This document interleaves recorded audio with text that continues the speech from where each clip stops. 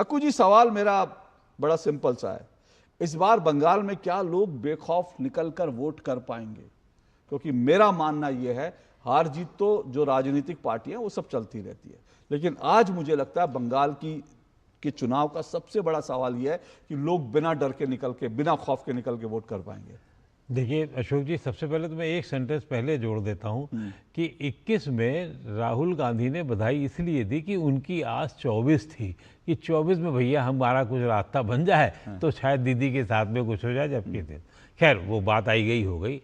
जहाँ तक पश्चिम बंगाल की सवाल है, पश्चिम बंगाल के साथ एक ये दुर्भाग्य हो गया और ये मुझे कहते हुए बहुत खेद हो रहा है कि वहाँ की अब जड़ों में हिंसा हो गई है। यही काम मार्क्सवादी पार्टी या जब कम्युनिस्ट पार्टी की सरकार हुआ करती थी होता था, और बाद में ममता दीदी के आने के बाद तो और उससे 10 गुना चीज़ें गुंडई बढ़ गई है और डर बहुत बढ़ा दिया गया है।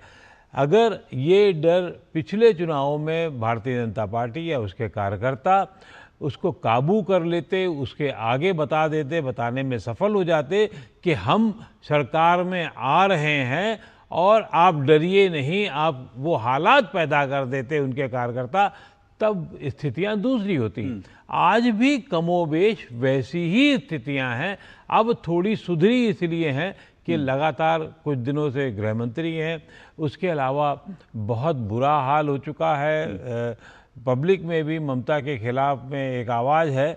इस वजह से उनको हो सकता है, क्योंकि चुनाव आने में अभी टाइम है, वो उनके खिलाफ भी आ जाए। लेकिन गुंडों से कौन नहीं डरता? वहाँ के गुंडे, वो भी टीएमसी के गुंडे, जो पैसा वसूली, गुंडागर्दी जिसकी वजह से पनपते हैं, और वो लोकल लेवल तक है। देश में किसी भी राज्य में इस तरीके की पैसे की उगाही नहीं होती है जैसी कि पश्चिम बंगाल में होती है। आपको एक मकान बनवाना है तो एक लोकल पार्षद के हिसाब से जो टीएमसी का है वो 24 घंटे में वो काम करा सकता है, लेकिन वसूली वो ज़्यादा करेगा, 20% मकान की लागत बढ़ा देगा। ये जो प्रक्रिया है, इससे ममता ने इतना जोड़ रखा है जो फेविकोल थे, वो फेविकोल जो उनको उग्र बनाता है। अब उसको काउंटर करने का काम, और काउंटर करके इस तरीके से आगे बढ़ाने का। आखिर क्या वजह है कि पिछले चुनावों में जब 2 सांसद जीतने के बाद वो ममता के शरण में चले गए थे, 21 के चुनाव में जैसे ही आया था, क्यों चले गए थे? इसी वजह से कि भाई दीदी माफ़ करो, हम तुम्हारे पास आ जाते हैं, सांसद ही छोड़ करके। तो वो बहुत बुरा, गंदा और लोकतंत्र के लिए तमाचे वाला माहौल है।